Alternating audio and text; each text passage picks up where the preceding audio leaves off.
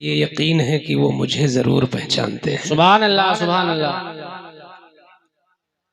आज के इस जलसे की जो सबसे अहम कामयाबी ये है कि एक बिल्कुल ओरिजिनल और असली और सहीहुन नसब आले रसूल की आमद यकीनी हो चुकी है। वाह वाह वाह वाह, सुभान अल्लाह। और हुस्ने इत्तेफाक भी ये है कि जिस आला घराने से उनका शजरा मिलता है, उसी आला व बाला वली जिसकी बुलंदियों को बड़े बड़े औलिया भी न जान सके, क्या बात है। आज उस बुलंद वली का तज़किरा भी हो रहा है। वाह वाह वाह वाह, सुभान अल्लाह। मैं इस मकसद से कुछ बातें पेश करूंगा। ये इस महीने की मेरी सिर्फ दूसरी तकरीर है, क्योंकि अभी परसों मैं हॉस्पिटल से निकला हूँ। अल्लाह अल्लाह। और चूंकि दावत होती है तो इनकार नहीं कर मिलता। गुज़िश्ता जो रात है वो जौनपुर में थे, अल्लाह अल्लाह। तो मैं चाहता हूं कि दरसगाही अंदाज में कुछ बातें आपको इस तरह सुनाऊं कि आप उसे याद कर लें, और जब अपनी बीवी और अपने बच्चों में जाके उसे सुनाएं तो वहां भी जश्न गौसुल वरा हो जाए। वाह वाह वाह वाह वाह, सुभान अल्लाह, सुभान अल्लाह। आज अहले सुन्नत में इस खास चीज की तरफ बहुत कम तवज्जो है जी। कि हमारी आवाम लुत्फ और मजा के पीछे ज्यादा रहती है, नॉलेज और जानकारी के पीछे कम रहती है। सच है, सच है। यही वजह है कि सर्वे करने वाले जब सर्वे करते हैं और आलमी सतह पर जब जायजा लेते हैं हमारे इल्म का, तो बदनसीबी ये है कि तमाम तर बदतर से बदतर कौमें और बदमजहब और गुमराह कुन फिरकों में सबसे अखीर में नाम एक तो यूं ही मुसलमान का आता है, अल्लाह अल्लाह। फिर उन मुसलमानों में अलग अलग मकतबे फिक्र के लोग हैं। शिया है, वहाबी है, दयाबना है। उनमें जो हकीकत में जो सिर्फ जन्नती हैं और जिनको मेरे आका सल्लल्लाहु अलैहि वसल्लम ने सहाबा के पूछने पे फरमाया कि जन्नती वही हैं मा अना अलैहि व असहाबी, की जिस पर मैं हूँ मेरे सहाबा हैं। अल्हम्दुलिल्लाह वो सिर्फ और सिर्फ सुन्नी बरेलवी मुसलमान हैं। सुभान अल्लाह, सुभान अल्लाह। लेकिन सुन्नी बरेलवी मुसलमान मालूमात में सबसे लास्ट में इनका नंबर आता है। सिर्फ एक ताजु शरिया से मसलक का काम या पूरे मसलक पूरी दुनिया में फरोग नहीं पाएगा जब तक के हर खित्ते में ताजु शरिया का सही गुलाम मौजूद ना हो। इसलिए जरूरी है कि हमारी अवाम मालूमात हासिल करने की कोशिश करे। ये जश्न गौसुल वरा है। आप जानते, अगर आपसे पूछा जाए, जश्न गौसुल वरा 4 घंटे तक प्रोग्राम चलता है, लेकिन 5 और 6 मिनट के लिए किसी से कहा जाए कि सरकार गौस पाक का आप तारुफ पेश कर दो, तो आप ही में कितने लोग हैं जो वालिद का भी नाम नहीं बता पाएंगे। खुद गौसे पाक का नाम खुद अपना क्या है वो भी आप नहीं जान पाएंगे। कितने ऐसे लोग हैं। ये हमारी कोताही है कि नहीं है? तो इसलिए हम चाहते हैं बड़ी तवज्जो के साथ कुछ बातें याद कर लें। और सरकार गौसे पाक रदियल्लाहु ताला अन्हु की बारगाह में आपका एक लम्हा भी कबूल हो गया, तो वो तो ऐसी बारगाह है जहां कैश ही कैश होता है। क्या कहने हैं। सुभान अल्लाह, सुभान अल्लाह। सैयदना सरकार गौसे पाक रदियल्लाहु ताला अन्हु हुजूर सल्लल्लाहु अलैहि वसल्लम के दुनिया से जाने के बाद, यानी जब हुजूर ने हुजरे आयशा में पर्दा फरमा लिया और आप हम लोगों की गुनहगार निगाहों से छुप गए। सरकार का जब विसाले पाक हो गया तो ठीक 480 साल के बाद बगदाद के इलाके में एक गांव है जिसे जील कहते हैं, अल्लाह अल्लाह, और बाज किताबों में जीलान और गीलान का भी लफ्ज है। उसी निस्बत से आपको जीलानी कहा जाता है। सुभान अल्लाह। तो 480 साल के बाद आप जीलान में पैदा हुए। सुभान अल्लाह। खुद आप फरमाते हैं अनल जीलियो मुहयुद्दीन इस्मी। आहा, आपने तारुफ कराया, मैं जीली हूँ यानी जीलान का रहने वाला हूँ, वहां पैदा होने वाला हूँ। क्या बात, और मुहयुद्दीन मेरा लक़ब है। सुभान अल्लाह, माशाअल्लाह। तो 480 साल के बाद गौसे पाक रदी अल्लाह ताला अन्हु पैदा हुए। कौन सा दिन था और कौन सा महीना था? रमजान की पहली तारीख है। जीलान की सरजमीन पर एक ऐसी आबिदा, ऐसी जाहिदा, ऐसी सालिहा, ऐसी नेक सिफत कि जिसे उस जमाने में वक्त की रबिया और वही वक्त की मरियम भी थी। सुभान अल्लाह, माशाअल्लाह। जिनका नाम उम्मुल खैर फातिमा था। सुभान अल्लाह, सुभान अल्लाह। आपकी वालिदा माजिदा का नाम उम्मुल खैर फातिमा और आपके वालिदे गिरामी का नाम अबू सालेह। उलमा की मैं तवज्जो चाहूंगा, जरा देखो तो कुदरत जिसे चुन लेता है, आहा आहा, तो हर एतबार से उसके नाम में भी वही रंग रख देता है। क्या बात है, क्या बात है। माँ का नाम है उम्मुल खैर। वाह वाह, ये अरबी लफ्ज है उम्मुल खैर, और खैर के माने भलाई, और के माने जड़ और सरचश्मा और बुनियाद। मतलब ये है कि माँ ऐसी है कि जहाँ से नेकियां निकलती हैं, क्या कहने हैं, जहाँ से भलाइयां सरजद होती हैं, वाह वाह वाह, जहाँ से खैर निकलता है। वाह वाह वाह। आप उम्मुल खैर हैं, माँ उम्मुल खैर हैं। और ठीक वही नाम बाप का अबू सालेह। वाह वाह वाह वाह, सुभान अल्लाह। सालेह का मतलब भी नेक, बाप भी नेकों का बाप है और माँ भी नेकियों की माँ है। क्या कहने हैं, तो ये गुलाम बोलना चाहता है कि जब बाप नेकियों का बाप हो और माँ नेकियों की माँ हो, तो ऐसे मुकर्रम और मोहतरम लोगों के संगम से पैदा होने वाला गौसे पाक नहीं होगा तो क्या होगा? क्या बात है। नारे तकबीर, नारे रिसालत, मसलके आला हजरत, फैजाने आला हजरत, शाने गौसे आजम, शाने गौसे आजम, करामाते गौसे आजम। क्या कहने, वाह वाह। हम अहले सुन्नत वल जमात ये दावा करते हैं कि सरकार गौसे पाक पैदाइशी वली है। यानी आपने 25 साल तक इराक के जंगलों में जो पत्तियां खाकर मुजाहिदा किया, विलायत उस वक्त नहीं मिली, विलायत तो उसी वक्त मिल चुकी थी जब माँ के पेट में जलवागर थे। क्या कहने हैं, उस वक्त विलायत की मंजिलें तय हो रही थी। उस वक्त आपके दर्जात बढ़ रहे थे जंगल में जब आप बयाबान में टहल रहे थे, लेकिन पैदा होते ही आप वली थे। आपसे अगर पूछा जाए कि सरकार गौसे पाक पैदा होते ही वली कैसे थे, तो आप कैसे बताओगे? उसे भी याद कर लो।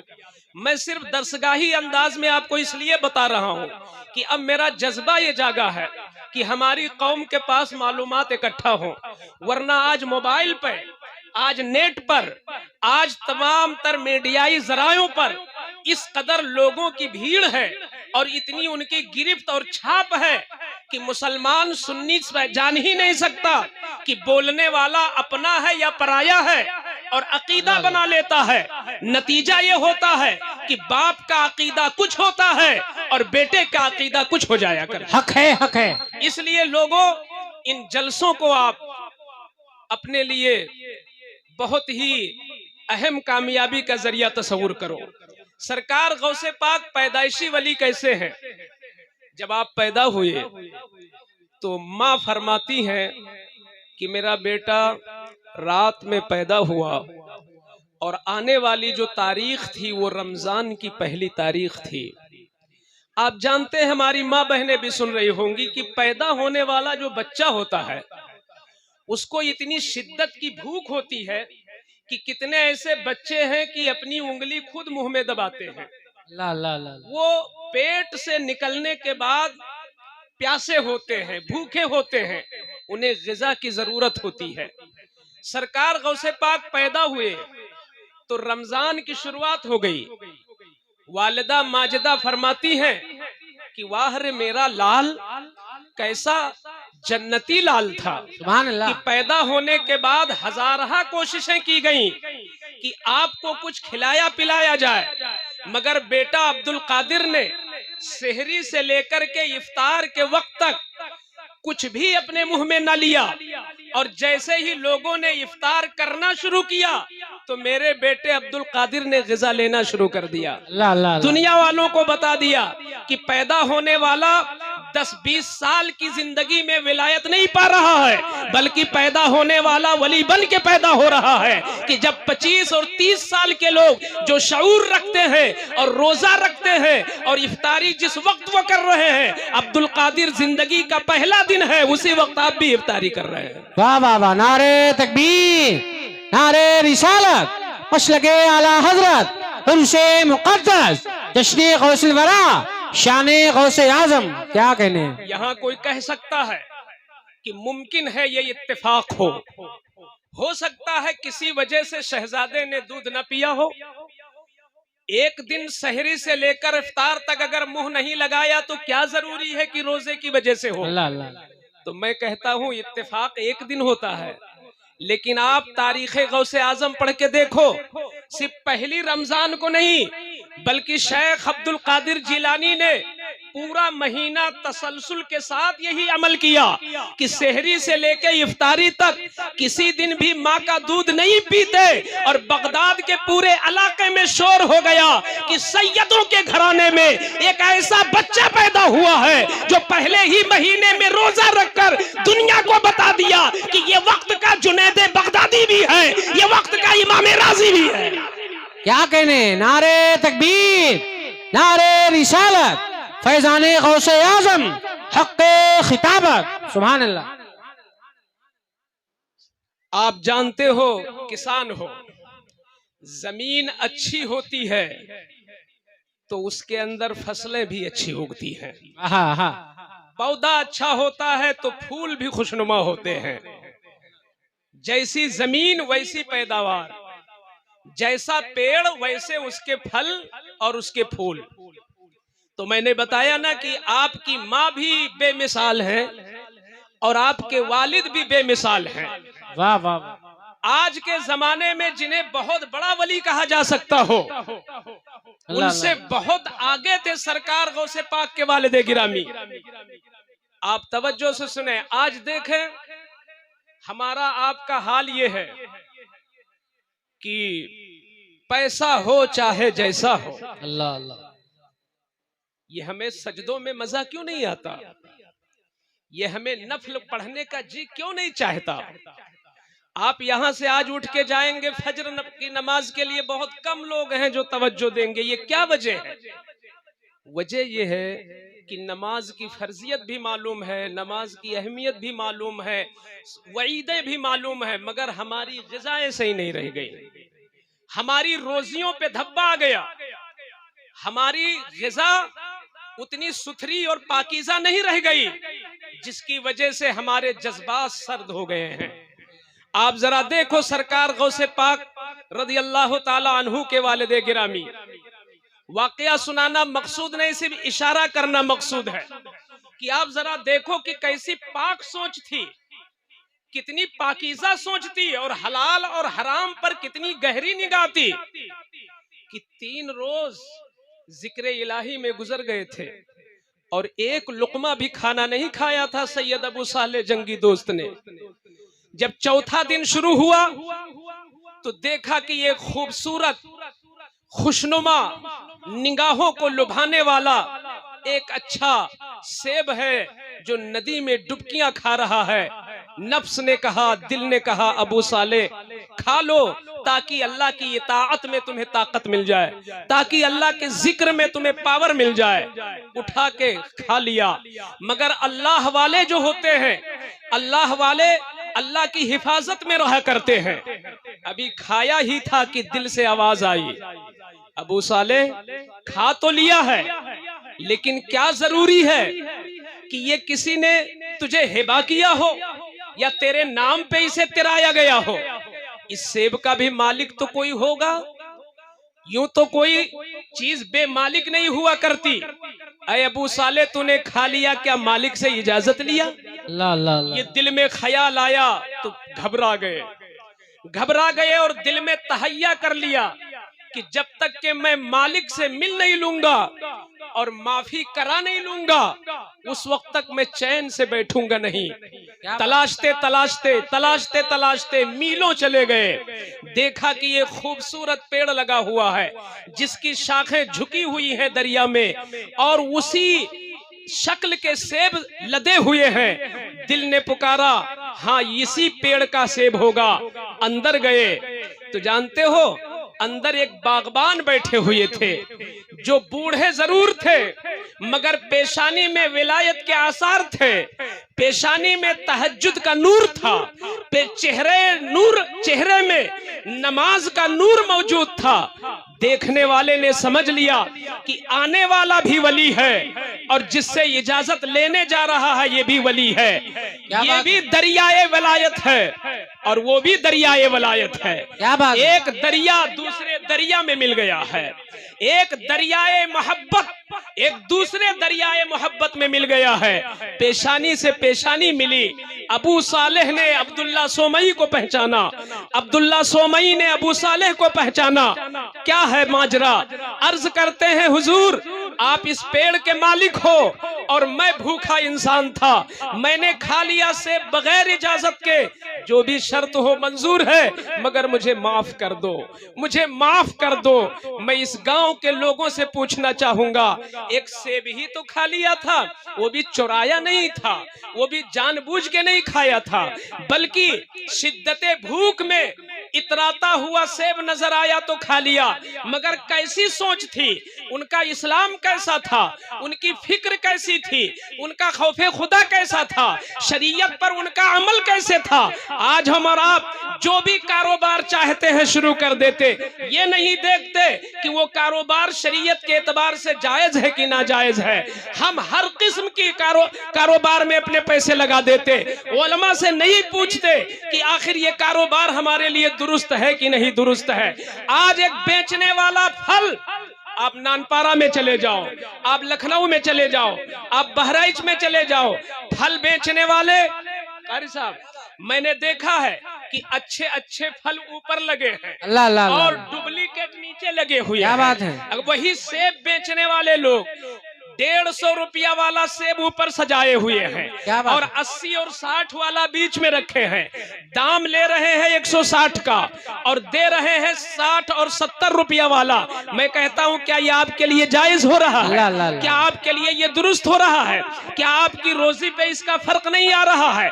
आप सरकार गौसे आजम के अगर वाकई चहीते हो और अगर उनके सच्चे आशिक हो, आ जाओ उनके वालिद के नक्शे कदम पर। बागबान ने कहा, सैयदना अब्दुल्ला सोमई ने फरमाया, ऐ माफी मांगने वाले माफ तो कर दूंगा मगर 1 साल तक मेरे बाग की निगरानी भी करनी पड़ेगी, पत्तियां भी काटनी पड़ेगी, सफाई भी करनी पड़ेगी, पानी भी डालना पड़ेगा और हर किस्म की यहाँ खिदमतें अंजाम देना पड़ेगा। आज का मुसलमान होता तो ठोकर मार के चला आता कि एक सेब की बुनियाद पर कौन बेवकूफ है जो 1 साल मेहनत करेगा, मगर जिसके दिल में खुदा का खौफ होता है वो ये चाहता है कि अल्लाह माफ कर दे चाहे पूरी जिंदगी मजदूरी में निकल जाए। नारे तकबीर, नारे रिसालत, मसलके आला हजरत, जश्ने गौसुल वरा, उर्से मुक़द्दस, हक़्क़े खिताबत। वाह वाह वाह, सुभान अल्लाह, माशाअल्लाह, जिंदाबाद जिंदाबाद। तो हजराते गिरामी, बात तो बड़ी मामूली है मगर हमारी नसीहत के लिए है कि नहीं है? अल्लाह अल्लाह। आप ये बताएं, यहाँ उलमा हुफ्फाज कुर्रा बैठे हुए सारे लोग हम लोग हैं, हम किसी मदरसे के मुदर्रिस हैं, हम किसी मस्जिद के इमाम हैं, हम कहीं के मुअज्जिन हैं। हमारी ड्यूटी पर और हमारी कारकिर्दगी पे जो तनख्वाह मुकर्रर है, अगर हमने अपनी ड्यूटी को सही अंजाम नहीं दिया और हमने पूरी तनख्वाह ले ली, कहीं से गुबार आया रिज़्क़ पे कि नहीं आया? हमारी रोजी मुहतरम रह गई। अल्लाह अल्लाह। अगर हमारी रोजी मुहतरम नहीं रह गई तो समझ लो हमारे जज्बात पे उसका डायरेक्ट असर आएगा। अल्लाह अल्लाह। सरकार गौसे पाक के वालिदे गिरामी 1 साल तक उस बाग, एक पेड़, एक फल खा लेने की वजह से 1 साल नौकरी करते हैं। फिर भी अब्दुल्ला सोमई ने कहा चलते चलते अबू सालेह माफ करने के लिए भी सोच रहा हूं, अभी माफ नहीं करूंगा। अर्ज करते हैं हुजूर माफ कर दीजिए। इरशाद फरमाते हैं ठीक है, अगर तुम्हें माफी चाहिए यकीनी तौर पर और जल्दी चाहिए तो एक छोटी सी शर्त है, उसे कबूल कर लो। अर्ज करते हैं हुजूर वो क्या है? इरशाद फरमाते हैं अल्लाह ने एक ही लड़की दी है और वो भी कई एतबार से हमारे कंधे का बोझ बनी हुई है। दोनों हाथ काम नहीं करते, दोनों पैर से लूली है, लिंगड़ी है, दोनों आंख से अंधी है, दोनों कान से बहरी है, जबान से बोल नहीं पाती। कहने वाला तो कुछ और कहना चाहता है, मगर सुनने वाले ने तो यही समझा था कि हकीकत में मैं अंधी से शादी कर रहा हूं। यहां जो बायसे इबरत हमारे लिए है, जो हमारे लिए दर्स है, वो ये है कि क्या गौसे आजम के वालिद ये समझ रहे थे कि उनकी आंख है? हरगिज नहीं, बल्कि उन्होंने इसी नियत से हाँ किया था कि चलो अंधी से शादी कर लूंगा, अल्लाह अल्लाह। चलो मैं बहरी से शादी कर लूंगा। अरे सिर्फ अंधी हो, हाथ सही हो, अल्लाह अल्लाह। अरे हाथ ना सही हो तो कम से कम कदम सही हो। अल्लाह अल्लाह।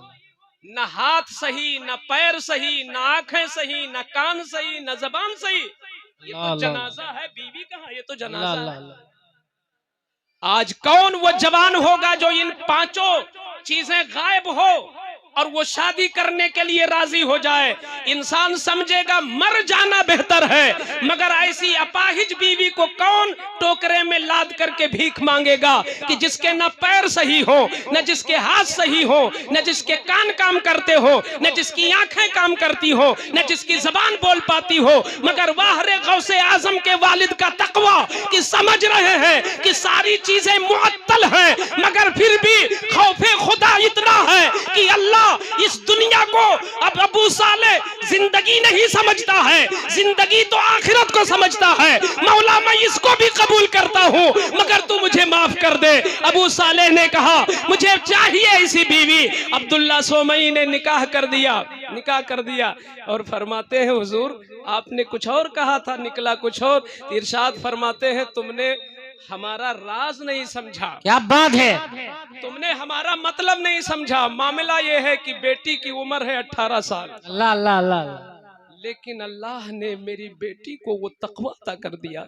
वाह वाह वाह वाह। मेरी बेटी को अल्लाह ने वो हया अता कर दिया है कि बगदाद के लोग ही नहीं, जन्नत की हूरें भी जिसके तकवा पे रश करती हैं। क्या कहने हैं, क्या कहने हैं? मेरी बेटी अंधी नहीं है, सब कुछ देखती है, मगर गुनाह की चीज नहीं देखती। वाह वाह। मेरी बेटी सुन लेती है, जो बोलो सुनती है, मगर गालियां, गलौज, गाने और फहश बातें आज तक उसके कानों ने नहीं सुना है। पकड़ती है, हाथों से सारा काम घर का करती है, मगर अल्लाह की इज्जत की कसम मैं गिलाफे काबा पकड़ करके कसम खा सकता हूँ कि मेरी बेटी ऐसी तकवाशियार है कि आज तक इसके हाथों ने कोई गुनाह का काम ही नहीं किया है। नारे तकबीर, नारे रिसालत, मसलके आला हजरत, जश्ने गौसुल वरा, शाने गौसे आजम, खानदाने गौसे आजम। क्या कहने? वाह वाह। तो आप जरा तवज्जो फरमाए कि जिसकी माँ ने कभी बेहयाई की चीज देखा भी ना हो, सुना भी ना हो, मुंह से बोला भी ना हो, गुनाह की तरफ एक कदम बढ़ाया भी ना हो, अपने हाथ से कोई गलत काम किया ना हो, उसके पेट में पैदा होने वाला, उसके पेट में से जन्म लेने वाला बच्चा वलियों का सरदार होगा कि नहीं होगा? वलियों का सरदार होगा। जमीन अच्छी होती है तो पौधे अच्छे निकलते हैं। बेशक बेशक बेशक। न माँ की अच्छाई का कोई जवाब है, और न बाप की अच्छाई का कोई जवाब है। हम तो कभी कभी मायूस हो जाते हैं जब हालात से, हमारे उलमा, मैं उनकी भी तवज्जो इस तरफ लाना चाहता हूं धीरे धीरे, कि आप कभी ना मायूस हो अगर आपका अकीदा अच्छा है, बेशक बेशक। और खुसूसियत के साथ अगर आप गौसे आजम से सच्ची इरादत रखते हैं तो मसला बहुत हल है।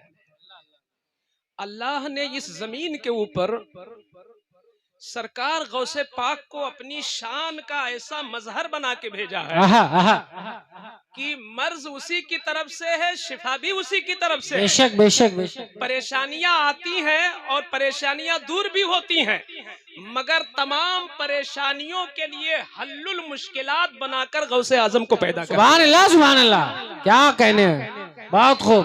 कोई बड़ी से बड़ी परेशानी हो, ला यनहल परेशानी हो, अब मैं अपने मौजू पे आया हूँ, ला यनहल जिसका कोई हल न हो।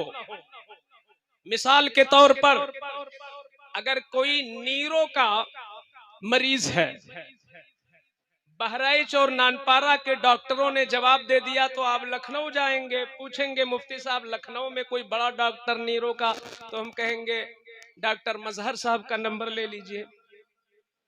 जब वहां भी शिफा नहीं मिलेगी तो आप सोचोगे चलो दिल्ली और बंबई में दिखाते हैं, वहां का मामला ही कुछ और आगे है। लेकिन एक वक्त आएगा कि अमेरिका तक जाकर भी आप हाथ मलना शुरू कर दोगे कि अब इसका कोई इलाज नहीं है ऐसा कि नहीं? यानी दुनिया का बड़ा से बड़ा डॉक्टर एक वक्त आता है जब जवाब दे देता है कि अब ये सिर्फ सांसें ले रहा है, इसे खिला लो, उसे पिला लो, उसे दुनिया वाले देख लें, अब ये चंद घंटों का मेहमान है। एक वक्त आ जाता है। ये जिस्मानी डॉक्टरों की बात करता हूं। ये औलिया अल्लाह जो अपने मजारों में लेटे हैं, ये रूहानी डॉक्टर हैं। तो जब नानपारा का केस अमेरिका तक पहुंचता है और हल नहीं होता है तो मौत हो जाती है। लेकिन जब यहाँ जो मजार में लेटे हैं वली अल्लाह, जब यहाँ से लायनहल हो और ये ट्रांसफर कर दे सरकारे गाजी के दरबार में, और सरकारे गाजी से होता हुआ मखदूमे किछौछा, और वहां से सरकारे अजमेर भी जब कह दे कि इसका कोई इलाज नहीं है, आना सागर का पानी भी नहीं शिफा दे सकता, मेरे दर की खाक भी शिफा नहीं दे सकती, ये लाइलाज है। अगर सरकारे अजमेर भी ये बोल दे तो अल्लाह अल्लाह, जिस्मानी डॉक्टरों की तो एक हद है कि अमेरिका में जवाब हो गया तो मौत है, मगर दुनिया के अंदर एक ऐसा वली भी अल्लाह ने पैदा किया है कि जब दुनिया के नहीं अरबों अजब के कोने कोने के वली, सारे वली जवाब दे तो सरकार गौसे पाक उसे भी शिफा देते हुए नजर आते हैं। नारे तकबीर, नारे रिसालत, मसलके आला हजरत, करामाते गौसे आजम, यादगारे गौसे आजम, शाने गौसे आजम, खतीबे हिंदुस्तान, क्या कहने, बहुत खूब, जिंदाबाद। मैं इस पर दलीलें पेश करूंगा, मैं अपने मौजू को तशना नहीं रखूंगा। अल्लाह अल्लाह। मैं इसने इस नुक्ते को उठाया है कि हर लायनहल मसला गौसे आजम के यहाँ हल होता है। मैं इस पर कई दलीलें पेश करूंगा इंशाअल्लाह, और कई अपने मुशाहिदात और अपने तजर्बात भी इस पर पेश करूंगा कि जो कहीं हल न हो वो सरकारे बगदाद हल कर दिया करते हैं। वाह वाह वाह। आओ मिसाल के तौर पर अब यहां से सुनो। आपके जमाने में एक वली थे जो खुद बहुत बड़े साहिबे विलायत थे, लेकिन वली वो होता है जो मासूम नहीं, यानी गुनाह मुहाल नहीं होता, बल्कि वो अल्लाह के करम से महफूज रहता है जी। लेकिन हो सकता है कहीं खता हो जाए, खता होना मुमकिन होता है। तो ऐसे ही सरकारे गौसे आजम के जमाने में एक बहुत बड़े वली थे, उनसे खता हो गई। और जानते हो कि जब बड़े गलती करते हैं तो छोटी गलती पे भी उनकी पकड़ हो जाती है। आप वही गलती कर दो तो उतनी पकड़ नहीं, लेकिन मौलाना तारिफ रजा वही चीज कर दे तो यहाँ के लोग कहेंगे रे इतना अच्छा बोल रहे थे, बताइए दिन में लड़ गए फला से। लेकिन ये बच्चे कितना भी लड़े कोई बात नहीं। तो ऐसे ही वली अल्लाह चूंकि अल्लाह की बारगाह में इतने बड़े होते, महबूब होते हैं कि उनकी मामूली खता पे भी गिरफ्त हो जाती है। तो जब उनसे खता हुई तो अल्लाह ने ऐसी गिरफ्त किया कि उनकी विलायत छीन लिया, उनकी पोस्ट छीन ली गई। तो जब उनकी विलायत छीन ली गई, उनको एहसास हो गया कि अब ना नमाज में मजा आता, ना रोजे में मजा आता, ना तावीज लिखता हूं मजा आता, ना दम करता हूं कोई शिफा मिलती। तो समझ गए कि मैं भी खाली डिब्बा हो गया। तो अब उन्होंने बड़े बड़े औलिया की बारगाह में जाना शुरू किया, हुजूर आप सिफारिश कर दो, हुजूर आप सिफारिश कर दो, अल्लाह मेरी डिग्री वापस कर दे, अल्लाह मेरी डिग्री वापस कर दे, अल्लाह मेरी डिग्री वापस कर दे। 360 वलियों की यहां चक्कर काटा, और वो 360 वली ऐरे गैरे नहीं थे, वो सब के सब उनसे बड़े वली थे, जिनकी विलायत छीनी गई थी उनसे बड़े वली थे। वाह वाह। जिसके दरबार में जाते कहते हुजूर मेरी विलायत ले लिया अल्लाह ने दोबारा, दुआ कर दीजिए कि अल्लाह करम कर दे। तो वो वली अपनी निगाह उठाता और लौहे महफूज का रजिस्टर खोलता, लौहे महफूज का रजिस्टर खोलता, और वहां जब देखता कि लाल कलम चल गया फरिश्तों से, तो वो वली वापस कर देता, जाओ टीआर से नाम खारिज हो गया है। अल्लाह अल्लाह अल्लाह। अब वहां से नाम खारिज हो गया है, मुझे बस की बात नहीं कि दोबारा नाम चढ़वा दूं, अब जाओ ऐसे जिंदगी गुजारो। एक ने वापस किया, दो ने वापस किया, तीन ने वापस किया, चार ने वापस किया, इस तरह 360 वलियों ने वापस कर दिया।